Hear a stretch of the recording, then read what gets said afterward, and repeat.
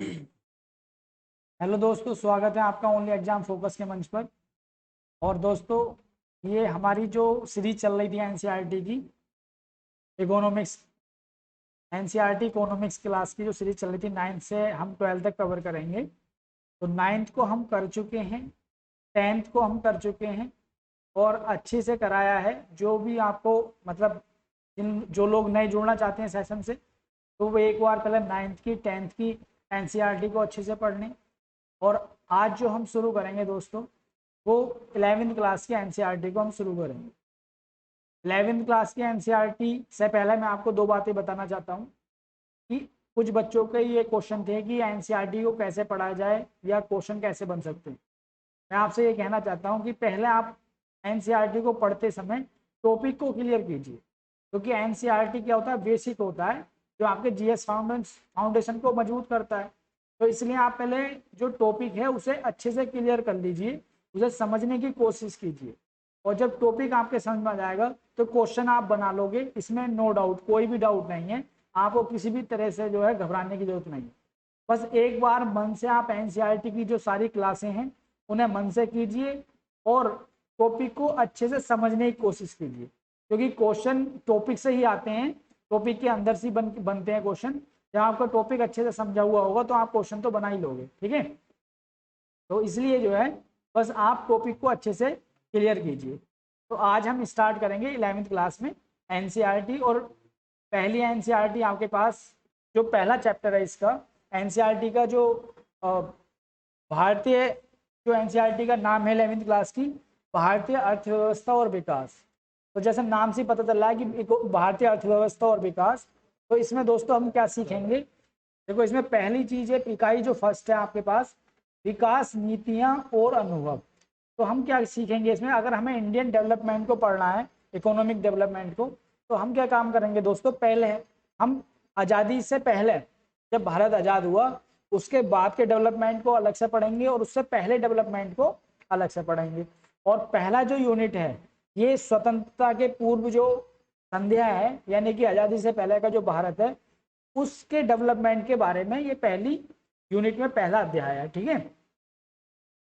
तो उसमें ऐसा मतलब ये हम क्यों कर रहे हैं, ये इस वजह से कर रहे हैं दोस्तों, अगर हमें डेवलपमेंट किसी भी गांव का, किसी भी जिले का, किसी भी स्टेट का, किसी भी देश का, अगर आपको डेवलपमेंट समझना है तो आपको जो भी आपने क्राइटेरिया तय किया है, जो भी डेट निश्चित की है, उससे पहले का, यानी कि उसके पहले डेवलपमेंट को अच्छे समझना होगा कि इकोनॉमी की क्या शेप थी वहां पर।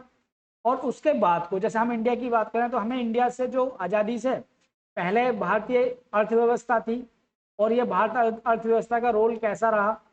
और उसके बाद जब अंग्रेजों ने हम पे शासन किया 200 साल, ठीक है, जो ब्रिटिश शासन रहा, उसके अंतर्गत अर्थव्यवस्था की क्या स्थिति रही और आज़ादी के बाद अर्थव्यवस्था की क्या स्थिति रही। तो अगर हम पहली चीजों को पढ़ लेंगे तो आज़ादी के बाद जो भारत की अर्थव्यवस्था की स्थिति है वो आपको अच्छे से समझ में आएगी, ठीक है। तो स्टार्ट करते हैं। पहली जो यूनिट है आपकी, पहली यूनिट में आपका है विकास नीतियां और अनुभव। और देखो डेट भी इसमें दी हुई है, ये 1947 से 90 के बीच की डेट को कवर करेगा, ठीक है।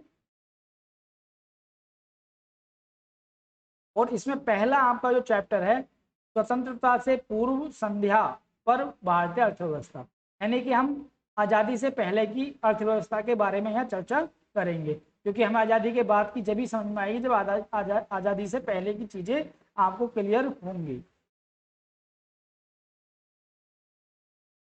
जैसे अंग्रेजों ने भारत के बारे में ये बहुत अच्छी लाइनें कही थी। ये चलो बात को बताऊंगा, पहले मैं आपको ये बताता हूँ। अब दोस्तों हम यहाँ ये सीखने की कोशिश करेंगे कि भारतीय अर्थव्यवस्था के कौन कौन से क्षेत्र थे। तो अगर हम भारतीय आर्थिक विकास की बात करें, ठीक है, तो ये भारतीय अर्थव्यवस्था के जो विशेषताएं हैं दोस्तों, उनके बारे में मूलभूत जानकारी देता है, विशेषताओं के बारे में, ठीक है। अब इसमें भारतीय अर्थव्यवस्था की अगर वर्तमान संरचना कोई आज से नहीं है, इंडियन जो इकोनॉमी थी वो चाहे आपका जो मिडिवल हिस्ट्री है या चंद्रगुप्त मौर्य के टाइम पे देख लो, या उसके बाद गुप्त काल आता है, या फिर अकबर का काल आता है, ये सारी जो सल्तनत काल आता है, मुगल काल आता है। तो भारतीय अर्थव्यवस्था ऐसा नहीं कि अंग्रेजों ने भारतीय अर्थव्यवस्था को आके बनाया या कोई सेप दी, भारतीय अर्थव्यवस्था की वर्तमान संरचना पहले से ही थी और भारतीय अर्थव्यवस्था स्वतंत्र थी, ठीक है नहीं, मतलब वो किसी के हित को नहीं साध रही थी बल्कि अपने हितों को ही पूरा कर रही थी और देश की अर्थव्यवस्था मजबूत होती चली जा रही थी, व्यापार मजबूत हो रहा था, ठीक है। तो अगर हम बात करें देश की अर्थव्यवस्था तो इसे इतिहास से इसके बहुत संबंध गहरे हैं, क्योंकि आज़ादी से पहले अंग्रेजों ने हम पे शासन किया 200 साल, और आज़ादी के बाद में लिखा हुआ 15 अगस्त को भारत आज़ाद हुआ और 200 साल तक ब्रिटिश शासन के अधीन भारत रहा। और ये जो ब्रिटिश शासन था दोस्तों, हम लोगों ने जो अभी अपनी नीतियां बनाई वो तो आज़ादी के बाद बनाई है, स्वतंत्र हो गए, लेकिन आज़ादी से पहले जो ब्रिटिश शासन ने हम पे राज किया है, तो भारतीय उन्होंने जो भी नीतियां बनाई तो वो अपने हितों से परिचालित थी, उनके हितों से परिचालित थी। और भारतीय अर्थव्यवस्था दोस्तों केवल जो ब्रिटिश अर्थव्यवस्था थी उसकी पोषक बनकर रह गई, ठीक है। आज़ादी से पहले जो ब्रिटिश शासन था अंग्रेजों का, उन्होंने जो भी नीतियां बनाई अपने हितों से परिचालित होकर बनाई, और इंडियन इकोनॉमी जो है ब्रिटिश इकोनॉमी की एक प्रकार से पोषक बनकर रह गई। तो हम इसमें पहला बात करेंगे, पहला जो आज़ादी से पहले के अर्थव्यवस्था को समझने की कोशिश करते हैं। तो इसमें लिखा हुआ पहला टॉपिक, औपनिवेशिक शासन के अंतर्गत निम्न स्तरीय आर्थिक विकास, यानी कि जो औपनिवेशिक का मतलब कॉलोनियल, यानी कि अंग्रेजों का जो शासन रहा उसमें आर्थिक विकास जो है वो बहुत ही निम्न स्तर का रहा। क्यों? क्योंकि ज्यादातर जनसंख्या भारत की किस पर निर्भर थी? कृषि पर। और अंग्रेजों ने ऐसी राजस्व नीतियां लेकर आए, ऐसी भू राजस्व व्यवस्था लेकर आए, जिससे किसान क्या हुआ, किसान पर राजस्व की मतलब बोझ बढ़ा।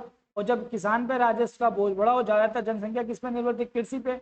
तो कृषि की स्थिति क्या हो गई दोस्तों? दयनीय हो गई। और जब दयनीय कृषि की स्थिति हो गई तो किसान क्या हो गया? गरीब हो गया। और जब किसान के पास पैसा नहीं रहा, उस जनसंख्या के पास पैसा नहीं रहा जो ज्यादातर कृषि क्षेत्र में थी, तो फिर डेवलपमेंट कैसे होता? ठीक है। तो ये जो चीजें थी कि औपनिवेशिक शासन के अंतर्गत निम्न स्तरीय आर्थिक विकास, तो निम्न स्तरीय आर्थिक विकास के अंतर्गत आपके पास जो कृषि थी, जनसंख्या ज्यादा निर्भर थी और उन लोगों की आमदनी बढ़ पाई, क्योंकि ब्रिटिश शासन ने ऐसी भू राजस्व व्यवस्था लाए जिससे क्या हुआ दोस्तों, गरीबी जो है बड़े पैमाने पे भारत में वो उनने अपनी पैंट बैठा ली, ठीक है। अगर आजादी से पहले की बात करें दोस्तों, तो जो बंगाल सूबा था ये अपने सूती वस्त्र उद्योग के लिए बड़ा फेमस था पूरे विश्व में, और इसके जो मलमल के कपड़े थे वो पूरे विश्व में फेमस थे। लेकिन आजादी के बाद क्या हुआ, अंग्रेजों ने ऐसा शोषणकारी जो है औपनिवेशिक नीतियां बनाई, जिससे क्या हुआ, भारतीय अर्थव्यवस्था ब्रिटिश अर्थव्यवस्था का केवल एक साधन बनकर रह गई, ठीक है। अब देखो दूसरा आपके पास आता है, इन्होंने ये दिया कि जब इन्होंने अंग्रेजों ने या ब्रिटिश शासन ने भारत में राष्ट्रीय आय या प्रति व्यक्ति आय की अगर आकलन की बात की जाती थी तो इन लोगों के हाथ में व्यवस्था थी, तो इन लोगों ने सही से उसे आकलन नहीं किया। और जब सही से आकलन नहीं किया, झूठे आंकड़े रखे, उससे क्या हुआ, झूठे आंकड़े रखने से केवल उन्होंने अपने आप को स्थापित करने के लिए ये सारी चीजें की, लेकिन जो रियल आंकड़े थे उससे मुंह छिपाए रखा। और भारतीय जो इकोनॉमी है वो केवल मतलब निम्न स्तर में चली गई, और लोगों की जो आय थी, प्रति व्यक्ति आय या राष्ट्रीय आय देश की, वो उसका स्थिति ऐसी हो गई कि लोग अकाल में इतने अकाल पड़ते थे, या वैसे ही भूख लोग इतनी भूखमरी गरीबी हो गई कि लोग अपने जीवन को बचाने के लिए संघर्षरत थे, ठीक है। लेकिन दोस्तों भारतीय इकोनॉमी के बारे में जो सबसे पहले आकलन किया दादा भाई नेहरूजी ने, विलियम डिग्वी ने, और आपके पास ये डॉक्टर बी के आर वी राव, इन्होंने भारतीय अर्थव्यवस्था का बड़े गहराई से अध्ययन किया। और इसी अध्ययन के फलस्वरूप ये दादा भाई नेहरूजी जो है, इन्होंने एक बहुत ही फेमस सिद्धांत दिया, धन की निकासी का सिद्धांत, निकासी का सिद्धांत। तो इन्होंने बड़ा फेमस सिद्धांत दिया और इन्होंने बताया कि कैसे भारत का धन जो है वो अंग्रेज अपने देश में ले जाते हैं। तो भारत के जो संसाधन थे उनका यूज हो रहा है ब्रिटिश औद्योगिक क्षेत्र की वो पोषक मतलब पोषण देने के लिए, उसे डेवलप करने के लिए।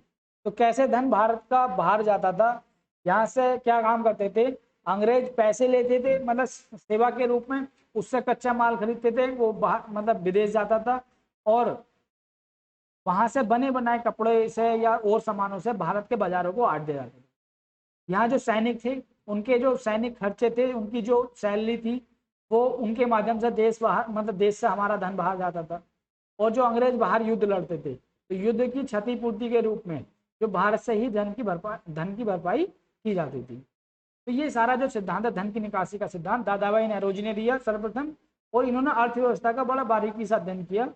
और भी ये इकोनॉमिस्ट हैं, विलियम डिग्बी है, और आपके पास डॉक्टर वी राव हैं। इन्होंने बड़ा, मतलब एक प्रकार से निष्पक्ष अध्ययन किया, और अध्ययन करने के बाद पता चला कि भारत से धन कैसे अंग्रेज बाहर ले जा रहे हैं। ठीक है, अब बात करेंगे अंग्रेजों के समय हमारा कृषि क्षेत्र कैसा था। दोस्तों, मैंने आपसे बताया था कि कृषि में 85% जनसंख्या कृषि में लगी हुई थी भारत की। और भारत, मैंने आपसे बताया था कहाँ बसता है भारत, भारत बसता है गाँव में। और गाँव में कौन लोग रहते हैं, किसान लोग। और किसानों, उसमें भी उस समय खेती पे 85% जनसंख्या निर्भर। और अंग्रेजों ने दोस्तों ऐसी भू राजस्व नीतियां लाए हो, चाहे आपकी स्थायी बंदोबस्त हो, या आपकी रैयतवाड़ी व्यवस्था हो, या आपकी महालवाड़ी व्यवस्था हो, ये आपके पास स्थायी बंदोबस्त,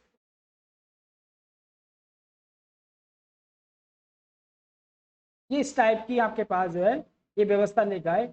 इससे क्या हुआ, जमींदारी व्यवस्था को बढ़ावा मिला, जमींदारी व्यवस्था को बढ़ावा। और जमींदारी व्यवस्था को बढ़ावा मिला तो दोस्तों किसानों का शोषण, अंग्रेज ज्यादा राजस्व मतलब लेते थे, और जमींदार भी अपने हिस्से का राजस्व जो है वसूलते थे। ज्यादा से ज्यादा किसानों से राजस्व की वसूली की गई, तो बशर्ते क्या हुआ, किसान जो है और ज्यादा दरिद्र होता चला गया, और जो जनसंख्या निर्भर थी कृषि पे, और वो गरीबी की ओर बढ़ने लगी। ठीक है, तो ब्रिटिश काल में ये व्यवस्था की है कृषि की जो आपके पास है।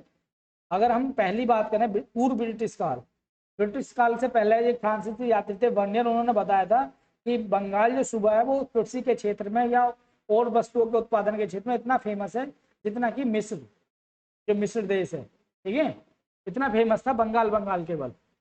और जैसे अंग्रेज आए हमारे देश पर शासन किया, और उन्होंने इतना शोषण किया, मतलब इंडिया जो इंग्लैंड का जो इंडस्ट्री था उसे पोषण देने के लिए भारतीय जो अर्थव्यवस्था थी उसे केवल इंग्लैंड की अर्थव्यवस्था का पिछलग्गू बना दिया। अब भारत से केवल इंग्लैंड कच्चा माल जाता था, और बना बनाया माल यहाँ आता था, और यहाँ के बाजारों में छा जाता था। तो कुल मिलाकर भारतीय अर्थव्यवस्था ने मतलब इंग्लैंड की अर्थव्यवस्था के पोषण का काम किया। और कृषि का इसमें सबसे बड़ा योगदान था, क्योंकि कृषि पे निर्भर थे आपके पास ज्यादातर लोग भारत के। और अंग्रेजों ने कृषि के अच्छाई के लिए कुछ वर्क नहीं किया, कृषि के विकास के लिए।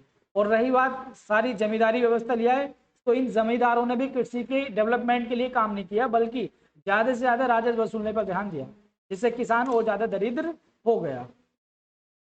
अब हम देखेंगे इसमें लिखा हुआ, ये आप पढ़ लोगे सब, मैंने आपको मौखिक बता दिया है कि भारत की ब्रिटिश शासन से पूर्व कृषि की व्यवस्था क्या थी।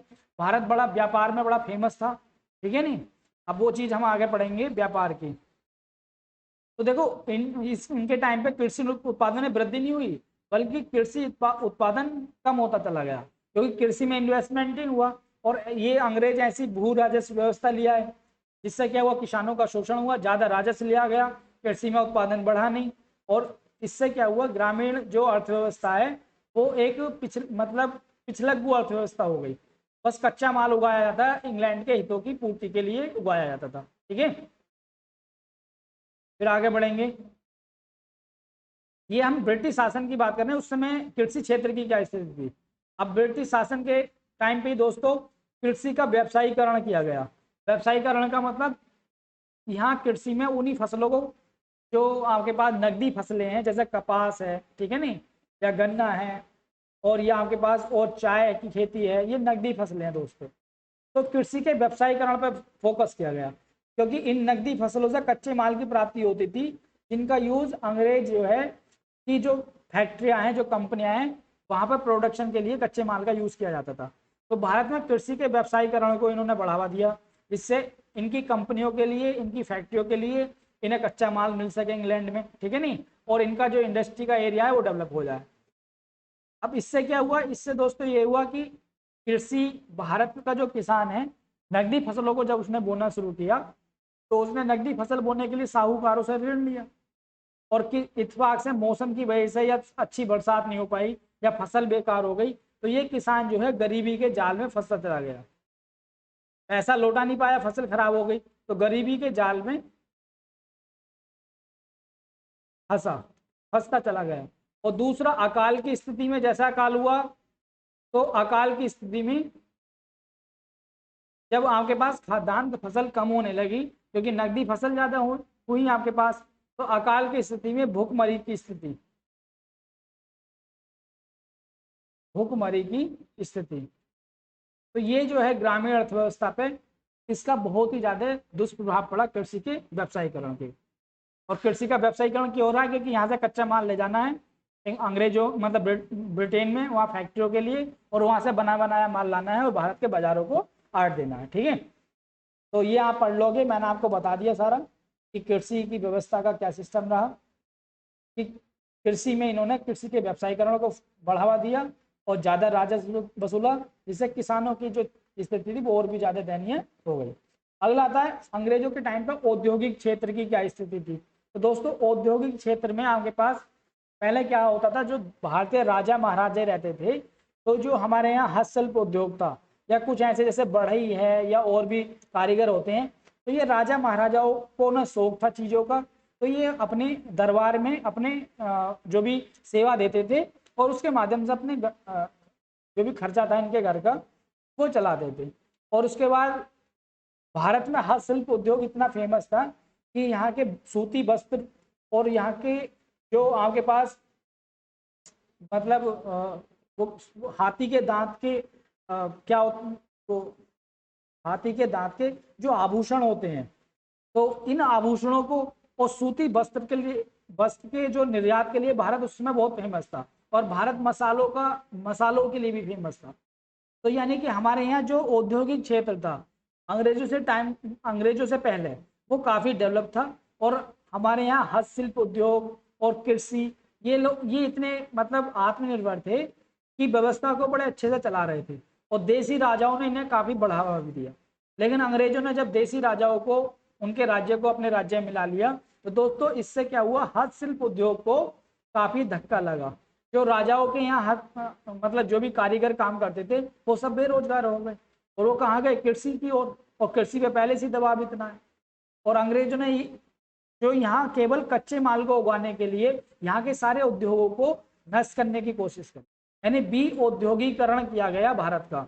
अब बी औद्योगिकरण क्या होता है दोस्तों, कि यहाँ के उद्योगों को तो बढ़ने नहीं दिया गया बल्कि नए उद्योगों को लगाने पर भी ध्यान नहीं दिया गया।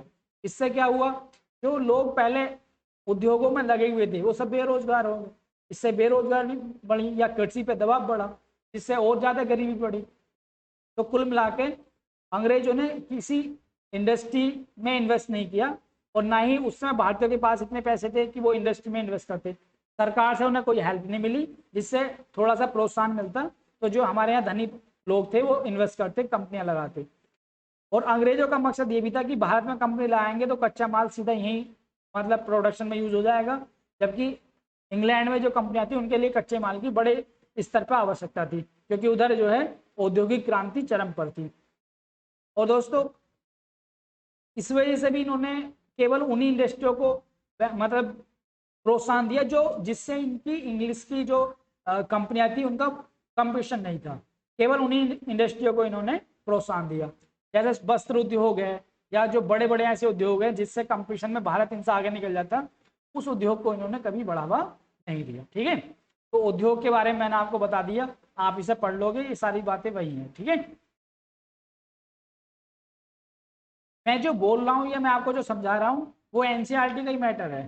तो मैं बस क्या काम करता हूँ, उसे थोड़ा सा एक्सपेंशन करता हूँ, एलिब्रेट करता हूँ, जिससे आपके अच्छे से समझ में आए। अगला आपके पास इसमें देखो लिखा हुआ है, पूंजीगत उद्योगों को अंग्रेजों ने प्रोत्साहन नहीं दिया। पूंजीगत उद्योग दोस्तों वो होते हैं जैसे मशीनों का निर्माण भारत में हो या छोटे छोटे कल पुर्जों का निर्माण भारत में हो, इन्होंने अंग्रेजों ने ऐसे उद्योगों को बढ़ावा नहीं दिया। क्योंकि भारत में अगर मशीनों का निर्माण होगा तो भारत में क्या होगा, इंडस्ट्रियल डेवलपमेंट होगा। वो इन्हें कराना नहीं था क्योंकि इन्हें तो कच्चा माल चाहिए भारत से।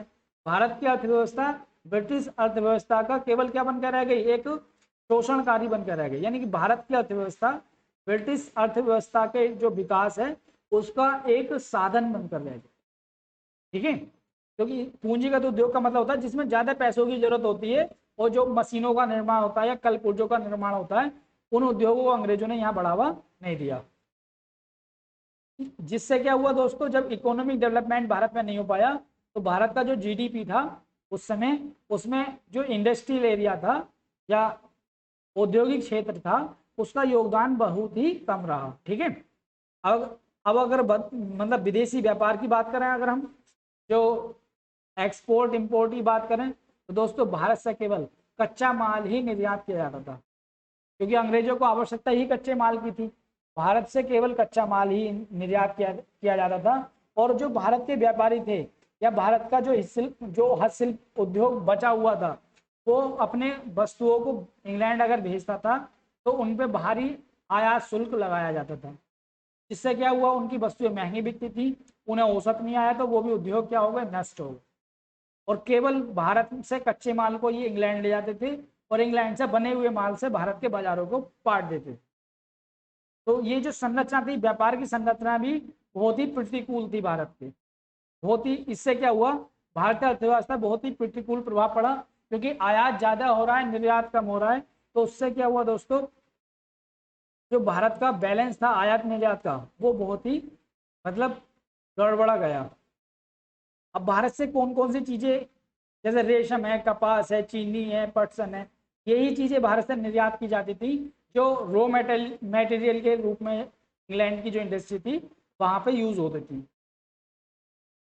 जबकि जो बनी हुई चीजें थी भारत की, वहां इंग्लैंड इंग्लैंड में उन पर भारी आयात शुल्क लगाया जाता था। उससे क्या होता था कि भारत की वस्तुओं की कीमत बढ़ जाती थी और भारतीय उद्योग को इसका नुकसान होता था, वो कंपटीशन से बाहर हो जाते थे। तो ये आपका विदेशी व्यापार हुआ। मैंने आपको बताया कि भारत केवल कच्चे माल का निर्यात करता था, आयात ज्यादा होता था, तो भारत का जो व्यापार संतुलन था वो भी सही नहीं था। ठीक है, वो भी प्रतिकूल था भारत के। और भारत में केवल उन्हीं वस्तुओं के प्रोडक्शन को बढ़ावा दिया गया जिससे अंग्रेजों का हित परिचालित हो। ठीक है, अब आगे बढ़ते हैं।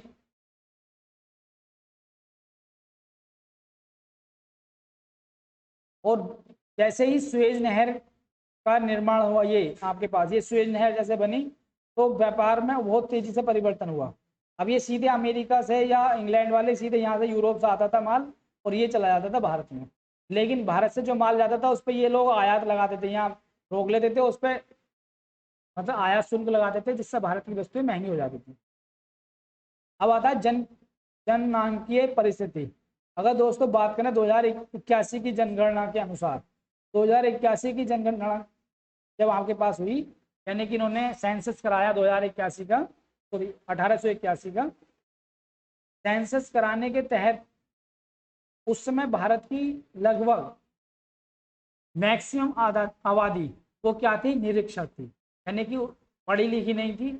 और आपके पास स्वास्थ्य सेवाएं भी भारत में डेवलप नहीं थी। भारत में शिशु मृत्यु दर जो है वो 100 पे 63 थी उस समय। यानी कि जब स्वास्थ्य सेवाएं हमारे पास डेवलप नहीं थी तो उससे क्या होता था कि शिशु मृत्यु दर बढ़ जाती थी। तो अगर हम जननांकीय परिस्थिति की बात करें तो भारत में निरक्षरता बढ़ी हुई थी, पढ़ाई लिखाई बहुत कम थी और स्वास्थ्य सेवाएं भी डेवलप नहीं थी। और जब स्वास्थ्य सेवाएं दोस्तों डेवलप नहीं थी तो उससे शिशु मृत्यु दर, मातृ मृत्यु दर ये सारी बढ़ी हुई थी। आपने कभी देखा है, आपने सोचा है कभी कि भारत में जो पहले, अगर आप देखो अपने दादा या पहले लोगों को देखो तो उनके बच्चे थोड़े से मतलब, जैसे आजकल ये ट्रेंड है कि 2 बच्चे करते हैं माता पिता, लेकिन उसमें बच्चों की संख्या ज्यादा रहती थी। उसका एक कारण यही था कि जैसे महामारी आती थी उसमें काफी बच्चे मतलब लॉस हो जाता था, बच्चों की डेथ हो जाती थी।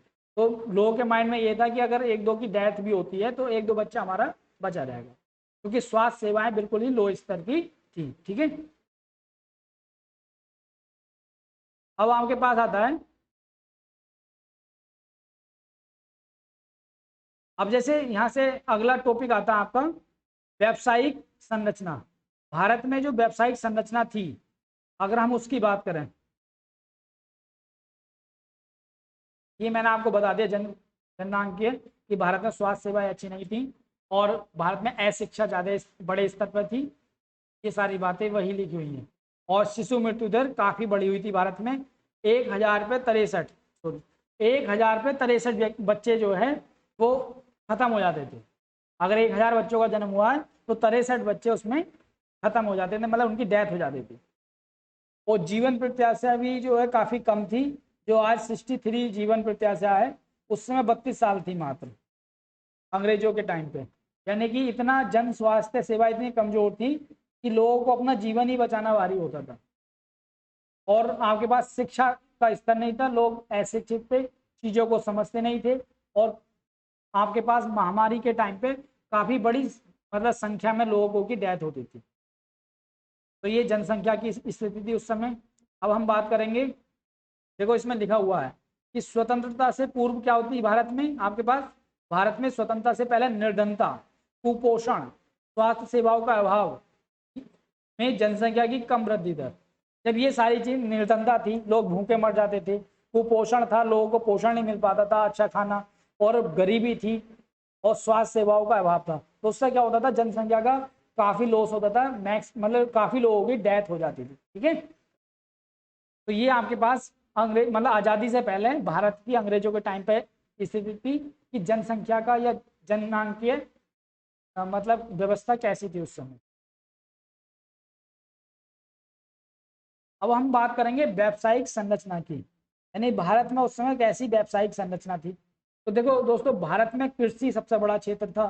कृषि पे ही जो है देश की उस समय 70 से 75% जनसंख्या, और वहाँ मतलब लगभग 85 पर, वहाँ 85 दे रखी पहले जो हमने पढ़ाया था वहाँ पर 85, लेकिन यहाँ पे 70 से 75% जनसंख्या लगी हुई थी। और जो मैंने आपको सेक्टर पढ़ाए थे, प्राथमिक सेक्टर, द्वितीयक सेक्टर और तृतीयक, तो ये विनिर्माण जो क्षेत्र है वो द्वितीय सेक्टर में आता है, और सेवा जो क्षेत्र है वो तृतीय सेक्टर में आता है।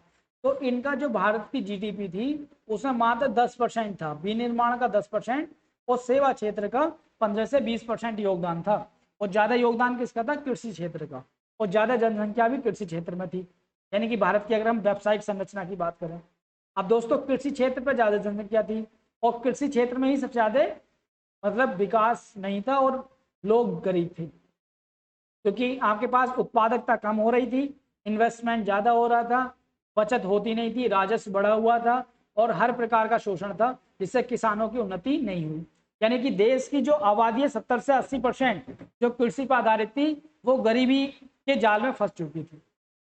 और विनिर्माण यानी इंडस्ट्री का विकास हुआ नहीं था, क्योंकि अंग्रेजों ने सपोर्ट ही नहीं किया भारतीय इंडस्ट्री को, क्योंकि उन्हें तो भारत को अपनी अर्थव्यवस्था के लिए एक साधन बनाना था, यहाँ से तो केवल रॉ मटेरियल ले जाना था। और सेवा क्षेत्र का भी इतना विकास नहीं हो, क्योंकि दोस्तों शिक्षा और स्वास्थ्य सेवाएं बिल्कुल ही लो स्तर पर थी। भारत में 1931 तक लगभग 80 से 90% लोग अशिक्षित थे। तो ये सारी व्यवस्था थी। इसलिए जो भारत के तीनों क्षेत्रक हैं, पहला क्षेत्रक आपका कृषि, वो उसका तो योगदान था, लेकिन उसमें प्रोडक्टिविटी कम होती चली जा रही थी। और सेवा क्षेत्र और विनिर्माण क्षेत्र जो है इतना डेवलप नहीं था। इससे क्या हुआ, भारत में बेरोजगारी का एक बहुत बड़ा तबका बेरोजगार था, क्योंकि कृषि पे सारे लोग डिपेंडेंट थे, कृषि में इतनी उत्पादकता नहीं थी कि सब लोगों को समाहित कर ले, और इंडस्ट्री और सेवा क्षेत्र डेवलप नहीं हुआ था। तो भारत की काफी मतलब मैक्सिमम आबादी ज्यादा से ज्यादा आबादी जो कृषि पर डिपेंडेंट थी, वो एक प्रकार से बेरोजगारी का शिकार थी। ठीक है, तो इसमें आपके पास जो औपनिवेशिक शासक हैं, उन्होंने भारत की जो धन संपदा है उसका अपने डेवलपमेंट के लिए यूज किया, और भारत के विकास के लिए इन्होंने कुछ अधिक प्रयास नहीं किए। ठीक है, ये भारत में जो भी स्टेशन बना रहे हैं तो, या कोई भी बंदरगाह बना रहे हैं तो, रेलवे बना रहे हैं तो, पुल यानी रेलवे का निर्माण कर रहे हैं, पुलों का निर्माण कर रहे हैं, ये सब जो भी डेवलपमेंट हो रहा है ये ब्रिटिश हितों से परिचालित है, क्योंकि ये कहीं ना कहीं अपने हितों को साधने के लिए ऐसा कर रहे हैं। क्योंकि अच्छे पुल बनाएंगे तो आवाजाही अच्छी हो जाएगी, जिससे ये कच्चे माल को ब्रिटिश इंडस्ट्री के लिए दूर दराज के इलाकों से भी मतलब बंदरगाह तक ला सकते हैं। ट्रेन का आविष्कार किया गया कि अब भारत जो बना हुआ माल है उसे भारत के मैक्सिमम क्षेत्रों में ले जाया जा सकता है, और भारत से कच्चा माल जो है बंदरगाह तक लाया जा सकता है। तो ये जो भी इन्होंने काम किया डेवलपमेंट का, वो सब अपने हितों के लिए किया, भारतीय हितों के लिए कुछ नहीं किया गया। अब जैसे रेल को आरंभ किया, तो रेल को आरंभ किया, ये बहुत बड़ा डेवलपमेंट था, लेकिन इन्होंने क्या काम किया, रेल से इन्हें क्या फायदा हुआ, भारत के कोने कोने से इन्होंने कच्चे माल को बंदरगाह तक पहुंचाया। और भारत में जो भी राष्ट्र चेतना का उद्भव हुआ, जहां भी राष्ट्रवाद उद्भव हुआ, तो वहां सेना का जो तीव्र आवागमन हुआ, सेना को जो है गतिशीलता बढ़ी सेना की, उस सेना के द्वारा उसे दबाया गया। तो कुल मिला के रेलवे ने जो है ब्रिटिश जो शासन था उसे पोषित करने का काम किया। ठीक है, अब अगला पॉइंट आता है, देखो ये पुल बना हुआ है, इस पर रेल आपके पास जा रही है, तो ये ब्रिटिश हितों को ही परिचालित कर रही है। ये आपके पास जो भी उनके हित थे, ब्रिटिश सेना को ले जाना, कच्चे माल को लाना दूर दराज के इलाकों, ये सारी पूर्ति की जा रही है। ठीक है, तो इसमें चैप्टर में दोस्तों यही दिया गया है। हमने भारत की अर्थव्यवस्था को समझ रहे हैं, ब्रिटिश मतलब आज़ादी से पहले की, अंग्रेजों के टाइम पे भारत की अर्थव्यवस्था कैसी थी और उससे पहले क्या स्थिति थी। तो अंग्रेजों के टाइम पे कृषि क्षेत्र वो पिछड़ा हुआ था, ज़्यादा राजस्व आपके पास लिया जा रहा था, किसानों की दुर्दशा बहुत ही मतलब काफ़ी दुर्दशा थी किसानों की, बेरोजगारी बढ़ रही थी, गरीबी बढ़ रही थी, औद्योगिक क्षेत्र का डेवलपमेंट नहीं हुआ था, क्योंकि अंग्रेजों ने औद्योगिक क्षेत्र को प्रोत्साहित ही नहीं किया, केवल यहाँ पे कच्चे माल को उगाने का काम किया, जिससे अंग्रेजों की इंडस्ट्री को फायदा हो, उसके लिए रॉ मटेरियल मिले। और आपके पास जननांकीय स्थिति की बात करी हमने, शिक्षा और स्वास्थ्य सेवाएं जो है वो दोयम दर्जे की थी, लोग शिक्षित नहीं थे तो सेवा क्षेत्र भी नहीं बढ़ पाया आपके पास, और स्वास्थ्य सेवाएं नहीं थी तो लोगों की जो स्वास्थ्य नहीं बढ़ पाया, और उनसे क्या हुआ, उनकी प्रोडक्टिविटी कम होती चली गई। ठीक है, हमने आपके पास व्यावसायिक संरचना की बात करी, तो व्यावसायिक संरचना में दोस्तों कृषि क्षेत्र का सबसे बड़ा योगदान था, और वहीं पर सबसे ज्यादा निर्धनता गरीबी थी। तो भारत की 80 से 90% जनसंख्या दोस्तों वो आपके पास निर्धनता पूर्वक जीवन जीने के लिए तैयार थी, या निर्धनता पूर्वक जीवन जीने के लिए आपके पास फोर्स किया जा रहा था उसे, क्योंकि अंग्रेजों ने नीतियां ही ऐसी बना दी। अब जो भारत का सबसे बड़ा मतलब क्षेत्र था कृषि क्षेत्र, अब उसका वो केवल अंग्रेजों के इंडस्ट्री के लिए एक किसका काम कर रहा है, रॉ मटेरियल को उगाने का काम कर रहा है। कृषि का व्यवसायीकरण किया गया कि नकदी फसल को उगाया जाए और उससे इंग्लैंड के उद्योगों की पूर्ति की जाए, जो भी उनकी डिमांड थी। भारत में कृषि के डेवलपमेंट के लिए कोई काम नहीं किया गया। जमींदारी व्यवस्था लाए तो जमींदारों ने और ज्यादा राजस्व वसूला, इससे क्या हुआ, किसानों की स्थिति और दयनीय हो गई। रेलवे का निर्माण किया केवल इस वजह से कि सैनिकों को राष्ट्रवाद की भावना को दबाने के लिए जल्दी से पहुंचाया जा सके, और भारत के अंदर के क्षेत्रों में सभी रॉ मटेरियल को बंदरगाह तक लाया जा सके, और इंग्लैंड से बनने वाले वस्त्रों को भारत के कोने कोने तक जो है सारे बाजारों में पहुंचाया जाए। कुल मिलाकर रेलवे ने भी जो है ब्रिटिश शासन को मजबूत करने का काम किया। जहाँ कार की व्यवस्था की जा रही है वो भी इस वजह से की जा रही है कि ब्रिटिश शासन को मजबूती मिले, कोई भी राष्ट्रवादी कोई भी घटना होती है एकदम उन्हें सूचना मिल जाए। तो यानी कुल मिला के जो भी वर्क किया जा रहा है अंग्रेजों के द्वारा भारत में, जो भी डेवलपमेंट का काम किया जा रहा है, वो सब ब्रिटिश हितों से परिचालित है। और भारत की ब्रिटिश शासन से पहले जो अर्थव्यवस्था थी, तो भारत की अपनी अर्थव्यवस्था थी। भारत पूरे विश्व में जो है बस सूती वस्त्रों के निर्यात के लिए फेमस था, भारत आभूषणों के निर्यात के लिए फेमस था, और भारत की मतलब व्यापार काफी बढ़िया था। और भारत में क्या होता था दोस्तों, निर्यात ज्यादा होता था और आयात के रूप में सोना चांदी मिलते थे भारत को। लेकिन अंग्रेजों ने उस संपदा का भी यूज किसके लिए किया, अपने लिए।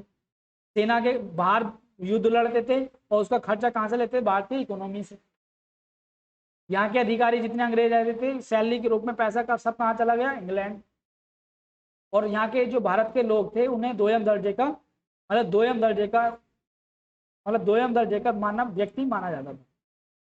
तो कुल मिलाकर हमने ये सारी चीजें पढ़ी कि अंग्रेजों ने जो भी किया अपने हितों के लिए किया, और भारतीय अर्थव्यवस्था उस समय बहुत ही दयनीय थी, और भारत जो है अंग्रेजों के लिए कच्चे माल का निर्यातक बन गया और तैयार माल का आयातक बन गया। ठीक है, तो ये सारी मैंने आपको पढ़ के बताई। और अंग्रेजों ने इसी संदर्भ में कहा कि भारत हमारे लिए एक ऐसी व्यवस्था है कि अगर हम भारत को खो देते हैं तो ब्रिटिश शासन के सूर्य का अस्त हो जाएगा, क्योंकि भारत हमारे लिए आमदनी का सबसे महत्वपूर्ण जरिया है। इसी लाइन को वो शुरू में लिखा गया है जो मैंने आपको बताया था। ठीक है, अब निष्कर्ष में क्या पहुंचे हम, निष्कर्ष में यही पहुंचे कि भारतीय अर्थव्यवस्था के प्रत्येक आयाम पर ब्रिटिश शासन जो है अपनी पैठ बैठा चुका था और भारत की इससे क्या हुआ, प्रोडक्टिविटी कम हुई, उसका औद्योगिक क्षेत्र भी क्या हुआ, कमजोर पड़ा भारत का औद्योगिक क्षेत्र भी दोस्तों। और इससे क्या हुआ, भारतीय अर्थव्यवस्था का जो विकास है वो निचले स्तर पर चला गया और भारतीय अर्थव्यवस्था अंग्रेजी अर्थव्यवस्था की पिछलग्गू बनकर रह गई। ठीक है, तो ये आपका आज का चैप्टर कंप्लीट होता है दोस्तों। और मैंने आपको जो स्वतंत्रता की पूर्व संध्या पर सारे क्षेत्रों को डिस्कस किया कि आज़ादी से पहले भारत की हर क्षेत्र में क्या क्या स्थिति थी, कृषि में क्या थी, औद्योगिक क्षेत्र में क्या स्थिति थी, विदेशी व्यापार भारत का कैसा था, और आपके पास व्यापारिक संरचना कैसी थी, और आर्थिक संरचना भी भारत की इंफ्रास्ट्रक्चर भी कैसा था। ठीक है, तो इसमें ये दिया हुआ है कि सार्वजनिक निवेश में भारत वृद्धि की मांग कर रहा था, आधुनिकीकरण के लिए भारत बोल रहा था, भारत में बड़े बड़े उद्योगों का निर्माण नहीं किया गया, रेलवे के नेटवर्क ने भारत में क्या किया, अंग्रेजी हितों को परिचालित किया, व्यापक गरीबी थी भारत में, बेरोजगारी थी। ठीक है, और जन कल्याण बनाने का आग्रह कर रही थी जनता लोगों इंग्लैंड के शासकों से, जिससे क्या हुआ, भारत के सामने दोस्तों सामाजिक आर्थिक चुनौतियां बहुत ही अधिक थी। भारत का समाज गरीबी में बिल्कुल मतलब बंध चुका था और आर्थिक विकास था नहीं भारत का बिल्कुल भी। और इससे क्या हुआ दोस्तों, बेरोजगारी का आलम बहुत चरम पर था, स्वास्थ्य सेवाएं निचले स्तर पर थी, यानी लोग जीवन बचाने के लिए संघर्ष कर रहे थे। तो ये सारी चीजें जो है आज़ादी से पूर्व भारत में चीजें थी अंग्रेजों के समय पे, केवल भारतीय उपनिवेश को अपने हितों के साथ साधने के लिए अंग्रेजों ने यूज किया। तो ये सारी चीजें मैंने आपको बता दी, ये आपका चैप्टर जो है कंप्लीट हो जाता है और कल हम नेक्स्ट चैप्टर के साथ आएंगे। और मैं आपसे फिर यही कहना चाह रहा हूँ, आप टॉपिक को समझने की कोशिश करो, टॉपिक आप क्लियर कर लोगे तो चीजें आपके समझ में आ ही जाएंगी। ठीक है, बस मेहनत से आप पढ़ते रहिए और चीजों को समझते रहिए, और जब एक बार चीजें आपके समझ में आ जाएंगी तो क्वेश्चन आप आराम से बना लोगे, कोई घबराने की जरूरत नहीं है, बस आप अच्छे से पढ़ते रहना। ठीक है दोस्तों, कल मिलते हैं फिर मतलब नेक्स्ट चैप्टर के साथ। आज के लिए केवल इतना ही, बस आप पढ़ते रहना, मतलब पढ़ते रहो, अपना ध्यान रखो, अपने घर वालों का ध्यान रखो, और जो नए व्यूवर्स हैं उन्हें अच्छा लगता है तो चैनल को सब्सक्राइब करो। और हमारा टेलीग्राम चैनल है ओनली एग्जाम ओनली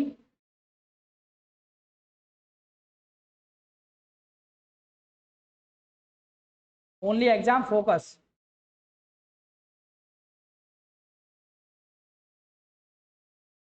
ऑफिशियल, ये टेलीग्राम चैनल है, आप इस पर ज्वाइन ज्वाइन करना इसे, आपको हर क्लास की जानकारी मिलेगी और पीडीएफ भी मिलती रहेगी। ठीक है, जो नए व्यूवर्स हैं, और चैनल को लाइक मतलब सब्सक्राइब करें और वीडियो को लाइक और शेयर करें, जिससे आप वो लोगों को भी फायदा हो, आपके जो भी रिलेशन वाले हैं, अगर आपको लगता है कि ये आपके लिए महत्वपूर्ण है तो उनके लिए भी महत्वपूर्ण होगी जो भी तैयारी में लगे हुए हैं। ठीक है दोस्तों, बस खत्म करते हैं आज, कल मिलते हैं नए चैप्टर के साथ। जय हिंद दोस्तों।